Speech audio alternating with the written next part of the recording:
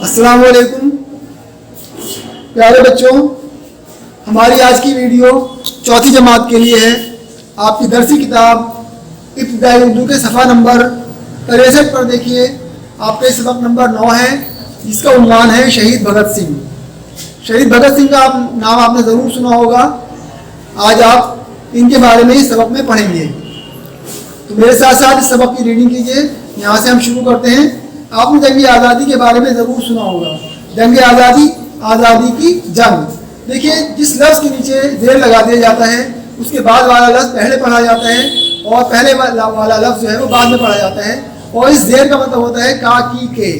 आपने जंग आज़ादी के बारे में ज़रूर सुना होगा, यानी आपने आज़ादी की जो जंग है उसके बारे में ज़रूर सुना होगा। इस जुमले का मतलब ये हुआ, ये जंग हिंदुस्तान को अंग्रेज़ों की ग़ुलामी से आज़ाद कराने के लिए लड़ी गई थी।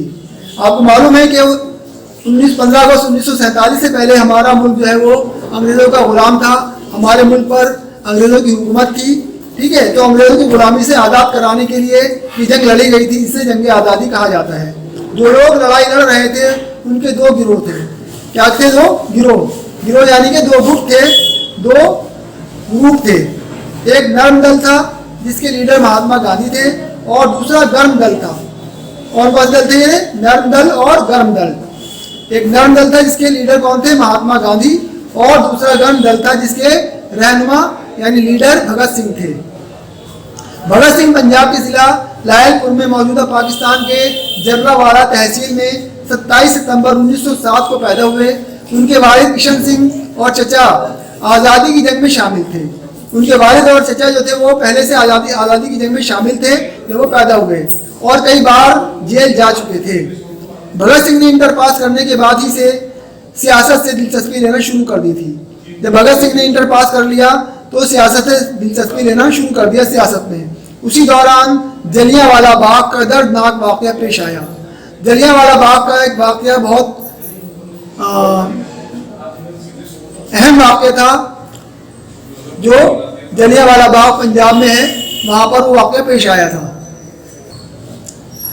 तो उसी दौरान जलियांवाला बाग का दर्दनाक वाक़या पेश आया। दर्दनाक यानी कि बहुत ज़्यादा दर्द जिसमें था, बहुत ज़्यादा तकलीफ दे वाक़या। भगत सिंह ने अमृतसर जाकर जलियांवाला बाग की वो सरजमीन देखी जहाँ सैकड़ों बेगुनाहों का खून बहा था।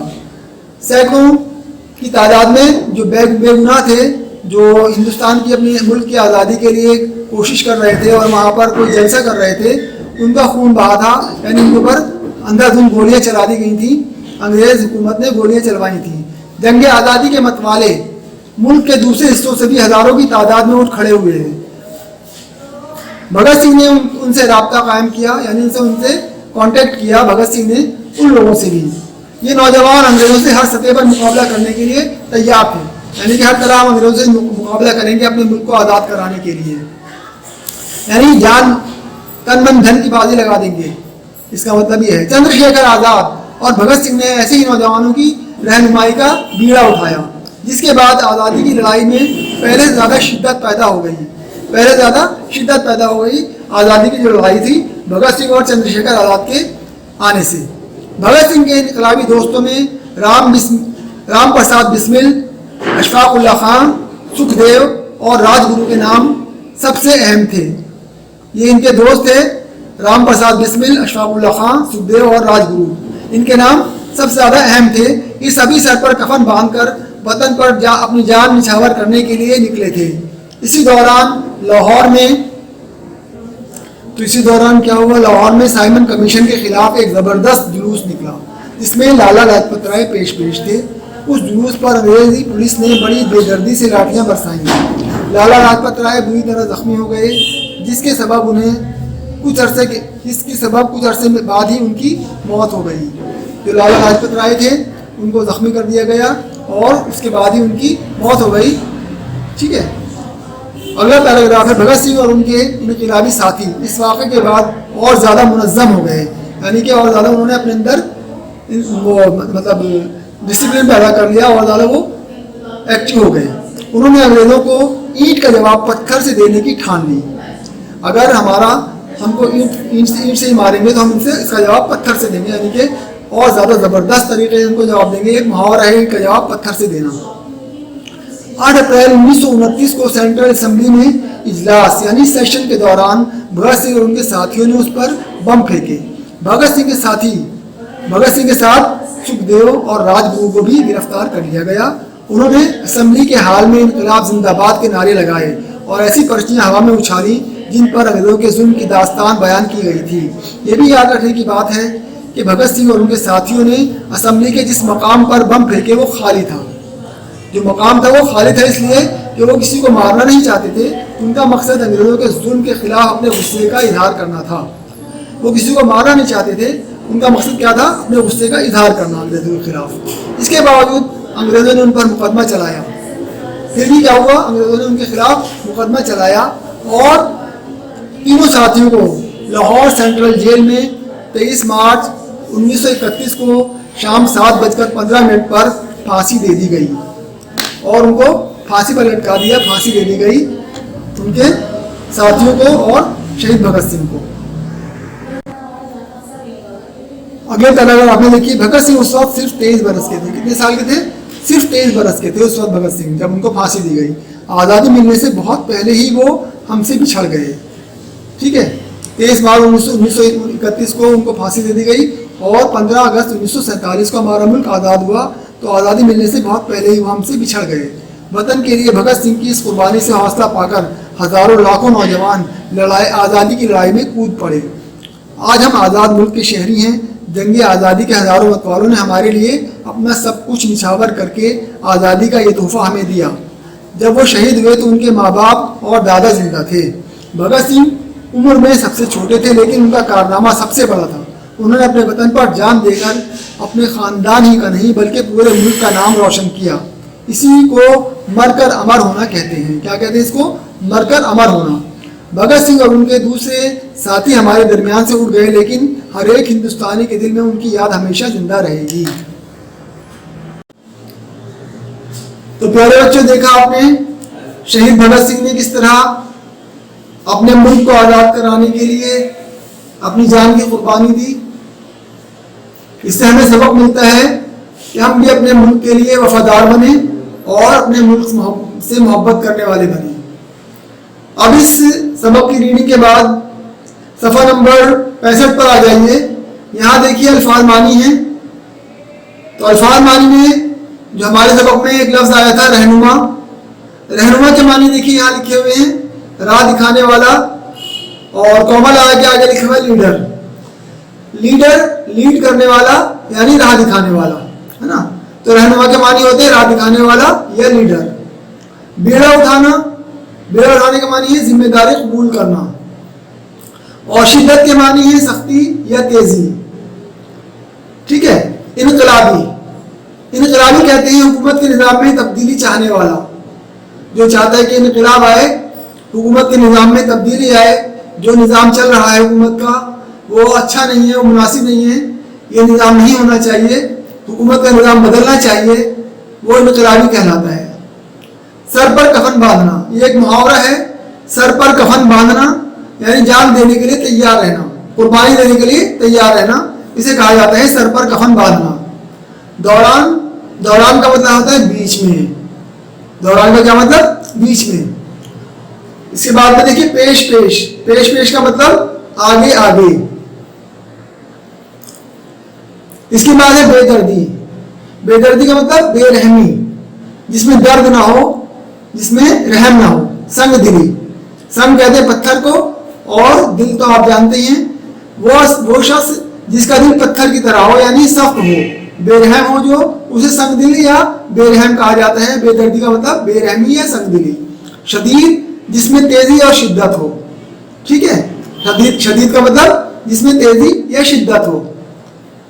मुनज़्ज़म होना, एकजुट होकर पूरी तरह तैयार होना, मुनज़्ज़म होना कहा जाता है उसे। ईंट का जवाब पत्थर से देना, ये मुहावरा है। ईंट का जवाब पत्थर से देना। सख्त बात का जवाब सख्ती से देना, यानी जिस अंदाज में हमसे बात की जाए उसका जवाब उसी अंदाज से देना। सख्त बात का जवाब सख्ती से देना। नाम रोशन करना, ये भी मुहावरा है। नाम रोशन करना, इज्जत बढ़ाना। नाम रोशन करना, इज्जत बढ़ाना। अब देखिए सफ़ा नंबर 66 पर कुछ बात है गौर करने की इस सबक से मुताल्लिक़। जैसे यहाँ लिखा हुआ है गौर कीजिए, तो हमें गौर करना चाहिए। नर्म दल और गर्म दल आज़ादी की लड़ाई के दो गिरोह थे। क्या थे? दो गिरोह थे आज़ादी की लड़ाई के, एक था नर्म दल और एक था गर्म दल। जैसे कि आपने सबक में पढ़ा है, नर्म दल के लीडर जो थे वो महात्मा गांधी थे और गर्म दल के लीडर शहीद भगत सिंह और चंद्रशेखर आज़ाद, ये लोग थे गर्म दल में। ठीक है, उनमें एक गिरोह बातचीत और पुरअमन हड़तालों के जरिए आज़ादी हासिल करना चाहता था, जो कि महात्मा गांधी का गिरोह था, नर्म दल। जबकि दूसरा गिरोह मुल्क को आज़ाद कराने के लिए अंग्रेजों के खिलाफ सख्त कदम उठाने पर तैयार था। ठीक है, तो वो था गर्म दल। भगत सिंह और उनके साथी अंग्रेजों के जुल्म सितम के खिलाफ, जुल्म सितम के सख्त मुखालिफ थे। नौजवानी में ही इन लोगों के दिलों में वतन की मोहब्बत इतनी बढ़ गई थी कि वो अपनी जान की बाजी लगाकर मुल्क को आज़ाद कराने के लिए तैयार हो गए। भगत सिंह और उनके साथी जो गर्म दल के लीडर थे। ठीक है, इसके बाद में अपनी कॉपी निकाल लीजिए सवाल जवाब की, इसमें आप सवाल जवाब करेंगे, इस सबक से मुताल्लिक़ सवालों के जवाब लिखेंगे, अपनी कॉपी निकाल के तैयार हो जाएंगे। अब आ जाते हैं सवाल जवाब की तरफ। तो कॉपी में सबसे पहले सबक नंबर 9 डाल के इस सबक का उन्वान लिख दीजिए यहाँ शहीद भगत सिंह।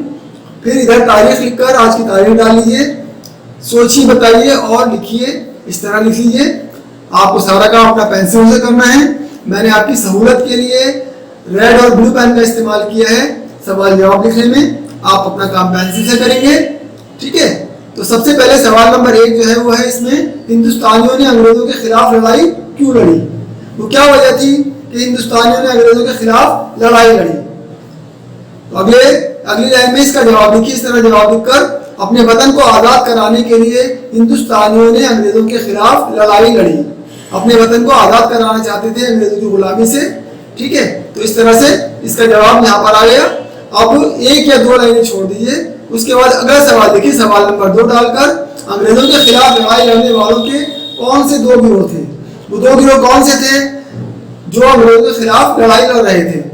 इसका जवाब है अंग्रेजों के खिलाफ लड़ाई लड़ने वालों के 2 गिरोह नर्म दल और गर्म दल थे। ये 2 गिरोह थे। ठीक है, इसके बाद सवाल नंबर 3 लिख दीजिए। इसी तरह 2 या 3 लाइनें छोड़कर, 1-2 लाइनें छोड़कर सवाल नंबर 3, भगत सिंह की पैदाइश कब और कहाँ हुई? जो शहीद भगत सिंह थे उनकी पैदाइश कब हुई थी और कहाँ हुई थी? सवाल नंबर 3 का जवाब है भगत सिंह की पैदाइश पंजाब के जिला लायलपुर में 27 सितंबर 1907 को हुई। ठीक है, तो ये सवाल नंबर 3 का जवाब आ गया। फिर 1-2 लाइनें छोड़कर सवाल नंबर 4 लिख दीजिए। लाला लाजपत राय की मौत कैसे हुई? जैसे आपने किताब में अभी पढ़ा था सबक में, लाला लाजपत राय की मौत कैसे हुई थी? इसका जवाब है अंग्रेजी पुलिस की लाठियों से जख्मी होने से लाला लाजपत राय की मौत हुई। जब अंग्रेजी पुलिस ने लाठियां बरसाई थी तो उसमें जख्मी हो गए थे लाला लाजपत राय और फिर उनकी मौत हो गई थी। सवाल नंबर 5 लिख दीजिए। भगत सिंह और उनके साथियों ने कब और कहां बम फेंके थे?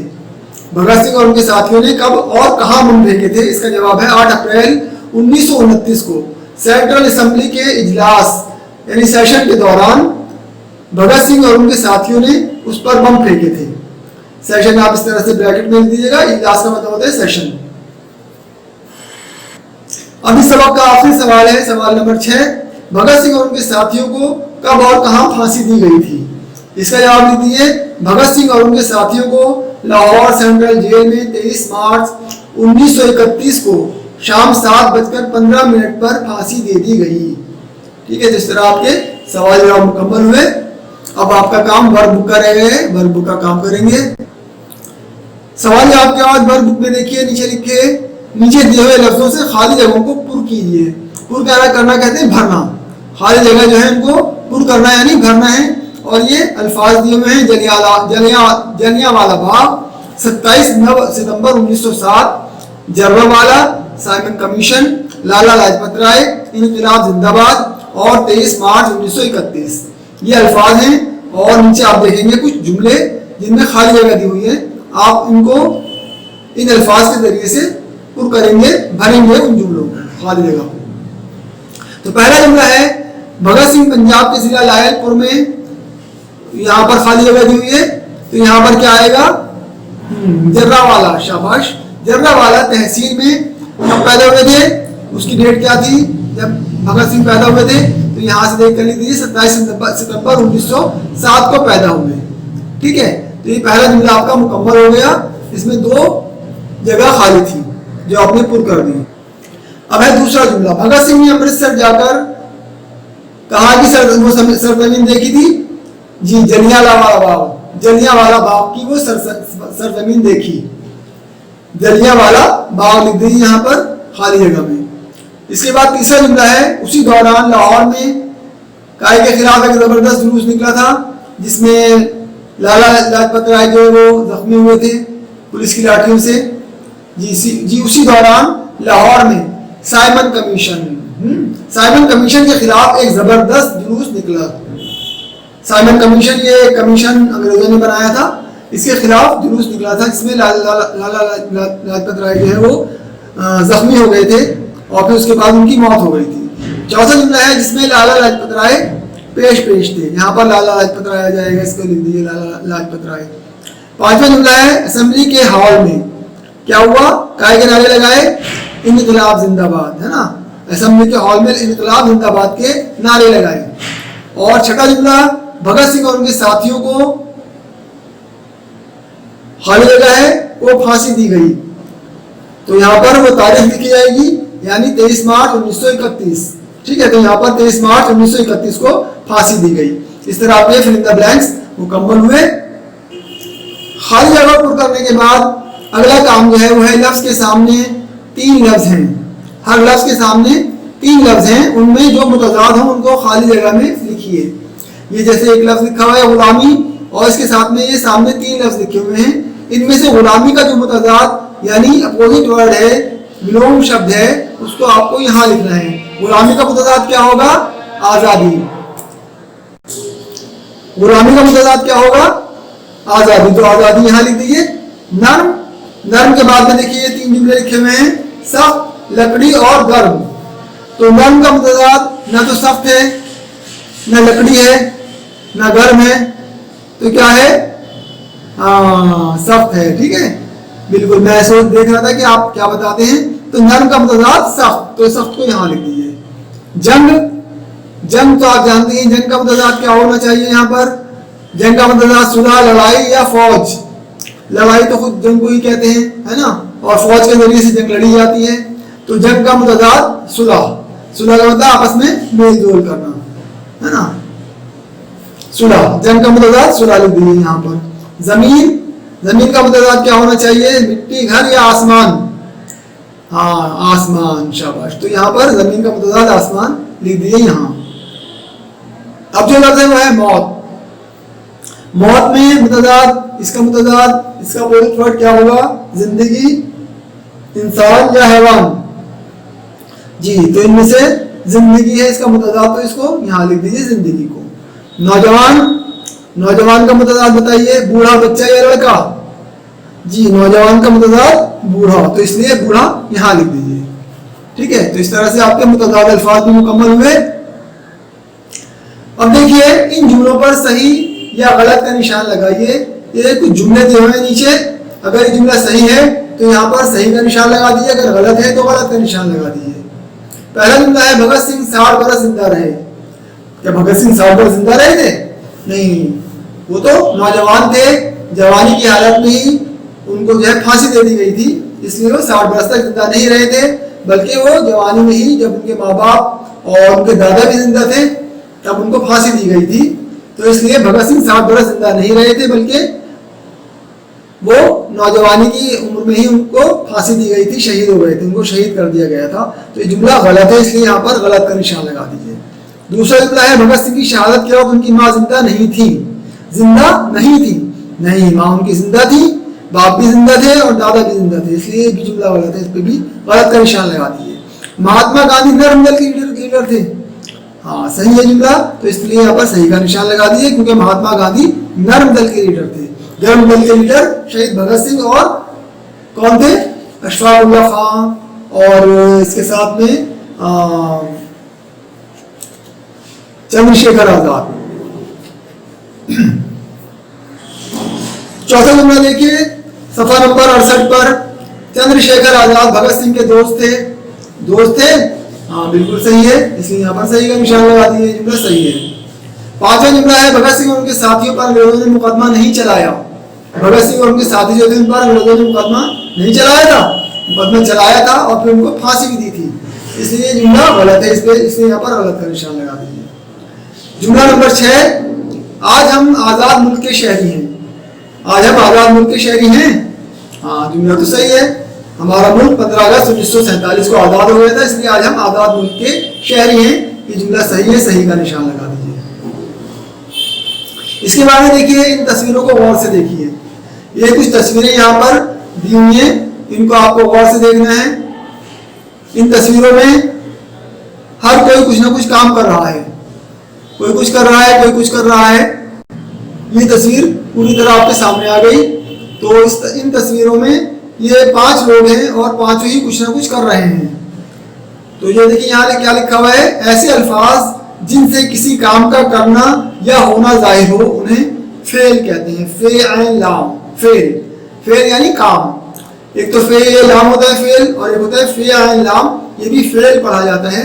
वो फेल होता है, ये फेल होता है, इसमें ऐन होता है बीच में बड़ी ए की जगह, तो इन्हें फेल कहते हैं, जिसे हिंदी में क्रिया कहते हैं।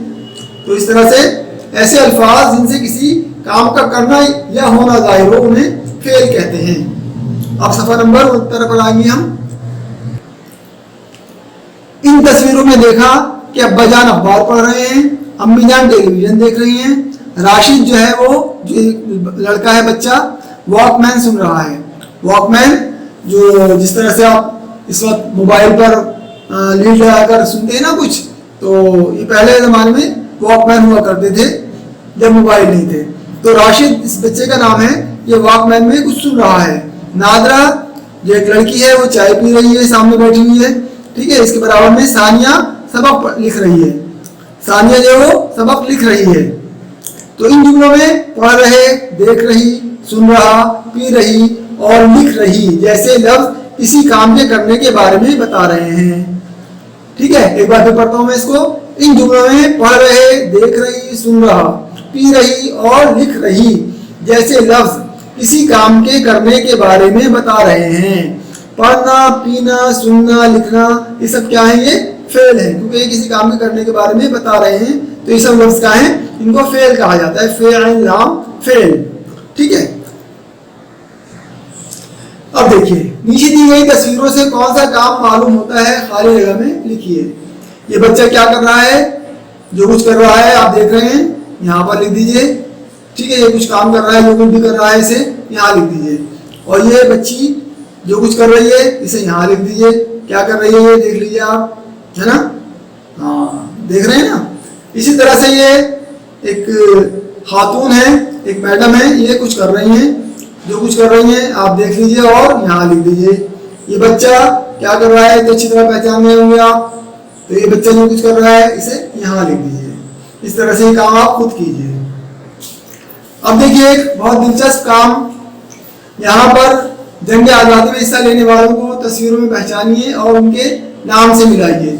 इधर कुछ तस्वीरें हैं जिन लोगों ने जंग आज़ादी में हिस्सा लिया था और यहाँ उनके नाम लिखे हुए हैं। तो जो नाम जिसका है उस लीडर को इस तरह से पेंसिल से स्केल रख के लाइन कर दीजिए और नाम से मिला दीजिए। जैसे यहाँ पर महात्मा गांधी की तस्वीर है और नीचे महात्मा गांधी लिखा हुआ है, तो एक लाइन कीजिए यहाँ से महात्मा गांधी तक जो लिखा हुआ है इनका नाम, तो इसको लाइन को मिला दीजिए। इसके बाद में दूसरी तस्वीर पहचानिए कौन है, ये आपको खुद पहचानना है और इनको लाइनों से मिलाना है यहाँ नाम देखकर, ठीक है। इस तरह से ये एक एक तस्वीर को देखिए और इसको लाइन करके मिला दीजिए इनके नाम के साथ। देखिए ये आ गई सारी तस्वीरें आपकी स्क्रीन पर, आप अपनी किताब में देखिए और इस तरह से लाइन कीजिए जैसे यहाँ पर महात्मा गांधी के लिए लाइन की गई है। सफा नंबर 71, इन जुमलों पर गौर कीजिए। पहला जुमला है चंद्रशेखर आजाद और भगत सिंह ने गर्म दल की रहनुमाई का बीड़ा उठाया। दूसरा जुमला है ये सभी सर पर कफन बांधकर निकले। तीसरा जुमला उन्होंने पूरे मुल्क का नाम रोशन किया। ऊपर तीनों जुमलों में मुहावरों का इस्तेमाल हुआ है। किस चीज का इस्तेमाल हुआ है? मुहावरों का। और जो मुहावरे हैं उनको ब्लू कलर से इन्होंने लिखा है, बीड़ा उठाया, सर पर कफन बांधकर, नाम रोशन किया। ठीक है, तो तीनों जुमलों में मुहावरों का इस्तेमाल हुआ है। अब देखिए यहाँ क्या कह रहे हैं, मुहावरा आम बोलचाल में चंद ऐसे अल्फाज का मजमुआ होता है। मजमुआ यानी ग्रुप, जब एक कुछ अल्फाज इकट्ठे हो जाते हैं ना, उसे मजमुआ कहा जाता है, मिला के, जिसमें अल्फाज अपने असल माना के बजाय मुख्तलिफ मानों में इस्तेमाल होते हैं। जिसमें अल्फाज अपने असल माना के बजाय मुख्तलिफ मानों में इस्तेमाल होते हैं। चंद अल्फाज का ऐसा मजमुआ होता है मुहावरा। आम बोलचाल में चंद अल्फाज का ऐसा मजमुआ होता है जिसमें अल्फाज अपने असल माना के बजाय मुख्तलिफ मानों में इस्तेमाल होते हैं, उसे मुहावरा कहा जाता है। अब कॉलम अलिफ में मुहावरे हैं, कॉलम बे में उनके मतलब दिए हैं। इशारे के मुताबिक सही जोड़ मिलाइए। जैसे आपने तस्वीरें मिलाई थी ना, तस्वीरों और उनके नाम, आपको यहाँ पर अलिफ और बे ये दो कॉलम हैं, यहाँ पर मुहावरे लिखे हुए हैं और यहाँ इनके मानी हैं। तो जिस मुहावरे का जो लफ्ज मतलब है उसको इस तरह से लाइन करके स्केल रख के पेंसिल से मिला दीजिए। जैसे सबसे पहले जो लफ्ज है वो है मुहावरा बीड़ा उठाना। बीड़ा उठाना मतलब जिम्मेदारी कबूल करना, जिम्मेदारी कबूल करना। इसके बाद जो दूसरा मुहावरा है वो है जान निछावर करना। जान निछावर करना, जान कुर्बान करना। ठीक है, तो इसका मतलब है जान कुर्बान करना, जान निछावर करना। सर पर कफन बांधना, सर पर कफन बांधना जो मुहावरा है इसका मतलब क्या है? मरने के लिए तैयार हो जाना। ईंट का जवाब पत्थर से देना, ईंट का जवाब पत्थर से देना। इसका मतलब है किसी सख्त बात का जवाब ज्यादा सख्ती से देना, सख्त बात का जवाब ज्यादा सख्ती से देना। ईंट का जवाब पत्थर से देना। और नाम रोशन करना, इसका मतलब तो सामने लिखा हुआ है, इज्जत बढ़ाना। नाम रोशन करने का मतलब इज्जत बढ़ाना। इस तरह से आपका ये आज का सबक मुकम्मल होता है। अब अपना काम कर लीजिए कंप्लीट। जो वर्कबुक का काम है उसे वर्कबुक में कीजिए और जो सवाल जवाब का काम है उसे अपनी कॉपी में करके अपना काम मुकम्मल कर लीजिए। शुक्रिया।